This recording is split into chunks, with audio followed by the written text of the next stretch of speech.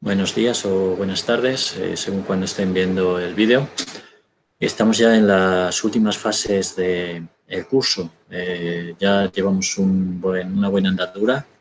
Hemos determinado nuestro tema de investigación, lo hemos decidido, hemos comprobado que nos interesa y que es viable, lo hemos perfilado en sus distintas dimensiones, hemos realizado búsqueda bibliográfica. Hemos leído una gran cantidad de materiales y una gran cantidad de libros, artículos, etcétera. Hemos avanzado incluso hasta el punto de tener ya la estructura capitular de nuestro marco teórico, es decir, ya tenemos un poco el esqueleto de nuestro marco teórico, pero hasta ahora no hemos empezado a escribir ninguna línea. Así que es el momento precisamente de ponerse a ello, uno de los momentos más importantes y cruciales. También a veces uno no sabe muchas veces por dónde empezar. Por suerte ya sabemos nosotros por dónde empezar porque ya tenemos la estructura capitular y ahora lo que toca precisamente es ponernos a redactarlo todo. Por tanto, pues vamos a dedicar esta sesión a la redacción del marco teórico. En primer lugar, ¿cómo prepararnos? Pues una última ojeada a la estructura capitular. Tenemos que asegurarnos de que es convincente, de que es persuasiva. Hablábamos en un vídeo anterior que tenemos que persuadir con nuestro marco teórico, tenemos que persuadir de que las teorías seleccionadas y tal y como las hemos acomodado en nuestro marco teórico prometen rendir resultados fecundos y muy valiosos en nuestros hallazgos y en nuestra recopilación, nuestra captura de datos. Por tanto, tenemos que asegurarnos otra vez de que esa estructura capitular es lógica, es convincente, y ver, identificar los aspectos del marco teórico, de nuevo, que pues nos prometen rendir los frutos pues más prometedores, ¿no? Que nos prometen rendir los mejores frutos. Bueno, si uno es demasiado obsesivo con el orden, puede ir incluso un paso un poco más allá. En la estructura capitular teníamos el título y el resumen de cada uno de los capítulos o secciones de que se iba a componer nuestro marco teórico. Podemos planificar incluso la redacción de cada uno de los párrafos, tener claro qué vamos a tratar en cada uno de los párrafos, distribuir cada uno de los contenidos a través de esos párrafos y siempre en el marco teórico encontrar los materiales, los libros, los artículos que van a soportar nuestros argumentos en cada uno de esos párrafos. Si proceden de esta manera, pues van a ir segurísimos, solamente tienen que escribir. Es un paso previo en el que ya todos los materiales, todas las citas que se puedan identificar, todos los parafraseos que se vayan a hacer, ya se tienen incluso ubicados en un orden igualmente lógico. La forma que debe tener el marco teórico, como señalábamos en anteriores vídeos, el marco teórico es suyo, es de ustedes. Ustedes son los que lo han elaborado, los que elaboran sobre propuestas de otros autores, pero es su propia propuesta desde las propuestas de otros autores. En consecuencia, es muy importante que quede clara la dirección que ustedes le van a dar a su marco teórico, que estén ustedes muy presentes, que se visualice muy bien su trabajo de composición sobre las teorías de otros autores. Esto, ¿por qué lo comento? Es muy frecuente que los marcos teóricos no sean marcos teóricos y sean simplemente recopilaciones o glosarios sin dirección alguna de propuestas de autores. Esos no son marcos teóricos porque no tienen dirección ninguna. No están diciendo cómo se van a utilizar las teorías, no están diciendo qué versión particular de las teorías son las que se van a aplicar. Simplemente es eso, una recopilación de un autor dice una cosa, otro autor dice otra cosa, el siguiente autor dice otra cosa. Y después de leer todo eso, uno se queda con la pregunta de, bueno, ¿y qué vas a hacer tú? ¿Y qué es lo que es convincente? ¿Qué es lo que es prometedor para tu investigación? Esa pregunta no debe de estar nunca presente en los lectores de su marco teórico. Los lectores de su marco teórico tienen que tener clara cuál ha sido su elaboración, cuál ha sido su revisión, cuál es su propia propuesta retomando las propuestas de otros autores. Por lo tanto, nunca un glosario de citas, nunca un glosario de ideas de autores, sino todo muy bien articulado en su propia propuesta de marco teórico, que obviamente está siempre construido desde las aportaciones de otros autores. Como comento, pues todo muy sólido y muy fundamentado, que no haya nada gratuito. Que no se pongan a inventar teorías, las teorías ya están, lo único que vamos a hacer nosotros es refutarlas, confirmarlas, extenderlas, matizarlas o lo que fuera, pero nosotros no nos vamos a inventar nada. Está claro que es nuestra elaboración de las teorías de otros, pero siempre de las teorías de otros, no una elaboración infundada de nuestras opiniones o de nuestras presunciones. Eso no tiene que tener cabida nunca en el marco teórico, tiene que ser sólido y fundamentado.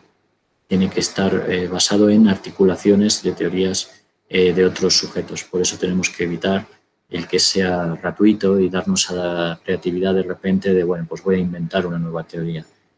Estamos iniciando la etapa de investigación, estamos iniciando su carrera de investigación y es demasiado prematuro empezar a inventar teorías, sobre todo cuando no hemos revisado las existentes y cuando no hemos entrado a profundidad en ellas. Por tanto, mejor dejar de lado esos deseos de creatividad o esa creatividad, esos arranques de creatividad, y que nuestro marco teórico use conceptos, fundamentos, teorías de otros autores que llevan muchos más años, nos antecedieron y llevan muchos más años en esto de la investigación. ¿Qué es lo que hay que evitar? El ruido. ¿Qué entender por ruido? Pues toda aquella información que no conduzca, que no sustente necesariamente nuestra aportación teórica, nuestra propuesta teórica. Como comentábamos en otras sesiones, en otros vídeos, han leído ustedes mucho, pero no tienen que meter todo lo que han leído en el marco teórico, eso sería un disparate. Solamente introduzcan aquellos autores y propuestas que van a aplicar y encárguense mucho de señalar cómo van a aplicarlos y por qué son prometedores. Eso es realmente un marco teórico, ¿no? Lo demás es un cúmulo de referencias, de citas que genera ruido y que hace que el lector pues no sepa qué es lo que están pretendiendo ustedes, que no sepa cómo ustedes se están ubicando en un campo del conocimiento y qué quieren hacer con ese campo de conocimiento. También deben de evitar la colección de citas literales. ¿Por qué? Pues bueno, cuando estamos leyendo un libro, el autor de ese libro tiene un objetivo, tiene una propuesta, tiene una aportación e intenta ubicar todo, organizar todo de manera que sustente esa gran aportación, esa gran propuesta suya.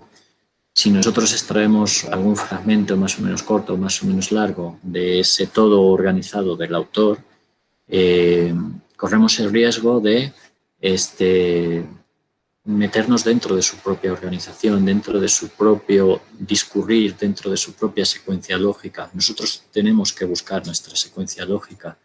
Hemos intentado que la estructura capitular identifique una secuencia lógica propia, por tanto, es preferible utilizar argumentaciones nuestras o palabras nuestras más bien que utilicen las aportaciones o las propuestas de otros autores, pero evitar utilizar sus palabras, porque si utilizamos literalmente las palabras de otros autores y muchas veces corremos el riesgo de que el lector se desoriente o se descentre y que el lector se ubique en la argumentación y en los propósitos del autor X y no en los propósitos nuestros. Por tanto, es recomendable utilizar citas literales, claro, pero solamente las imprescindibles, las que son especialmente paradigmáticas, esclarecedoras, las que coinciden absolutamente con nuestros propósitos o nuestras intenciones de investigación, en sus palabras.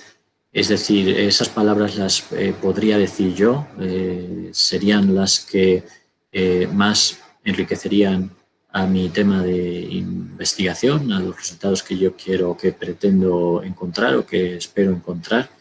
Si lo son, esa cita tiene que ir, esa cita literal, pero si no, si hay de repente alguna proposición que se sale un poco de la línea de lo que yo pretendo, pues mejor parafrasear y dejar de introducir esa cita literal, ¿no?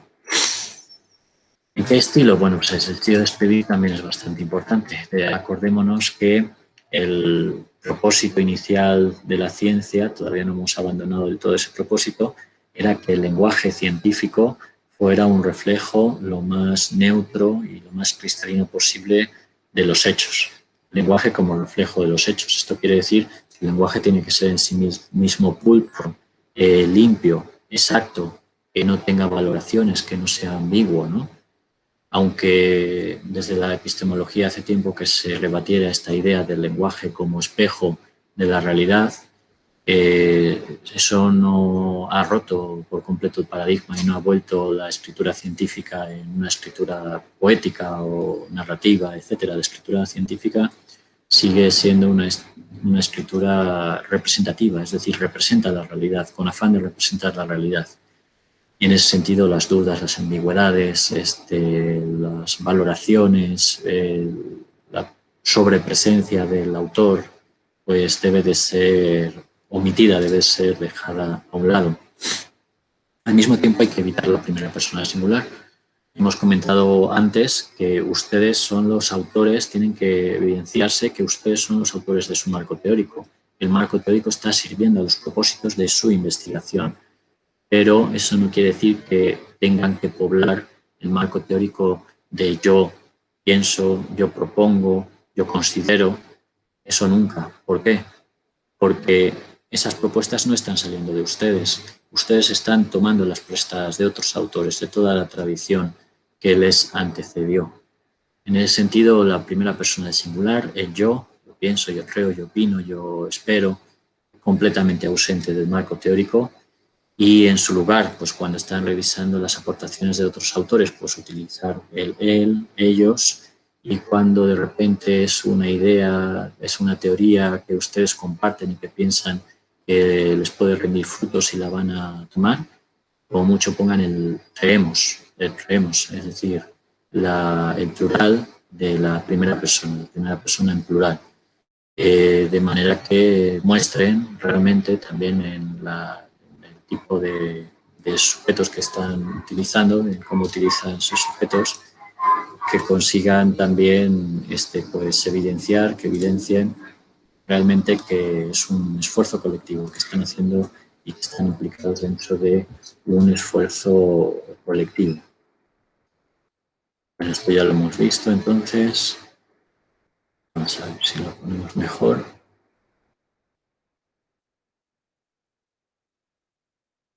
Es modesto, hay que ser modesto. ¿Esto qué quiere decir?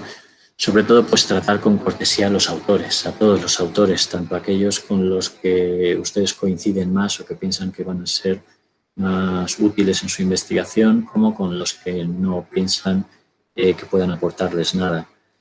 ¿Por qué hay que ser modestos? Pues en primer lugar porque ustedes están recién llegados, en segundo lugar porque los autores que están revisando pues ya posiblemente tienen una larga trayectoria publicando, y en tercer lugar porque pues la ciencia no es un ámbito o no debería de ser un ámbito de combate o de la lucha agonística, ¿no? Al contrario, es un ámbito de la colaboración y de la construcción conjunta del conocimiento. En ese sentido, ¿cómo abordar un autor con el que ustedes no están enteramente de acuerdo?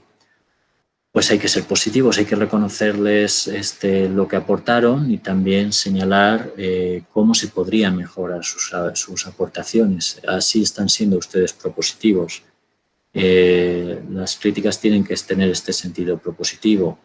Tal autor consiguió evidenciar estos fenómenos, hasta aquí llegó y podríamos mejorar todo lo que podemos comprender del mundo si tomáramos este otro camino alternativo que el autor omitió. De esta forma, pues somos corteses, humildes y reforzamos esa idea de que la ciencia es un trabajo conjunto y no un campo de lucha y de batalla. Así que bueno, pues tampoco son muchos los consejos del día de hoy, pero igualmente creo que si tienen una buena estructura capitular, eso es lo importante, ya solamente es una cuestión de cuidar el estilo, de respetar esa estructura capitular, de no renunciar a ella, de tenerla siempre a la vista y asegurarse de que no se están saliendo de ella, y finalmente pues de completar la redacción. Un último consejo que no tiene que ver ya tanto con la escritura, sino con lo posterior, es que pues una vez que tengan su marco teórico, se lo dejen a leer a algún compañero o alguna compañera para que lo revise y realmente les señale si queda tan claro que esa propuesta teórica de ustedes realmente es la más conveniente y realmente es la más prometedora. Así que bueno, pues dejamos la presentación, ya están en sus últimas etapas, pues muchos ánimos y seguimos al pendiente en la plataforma.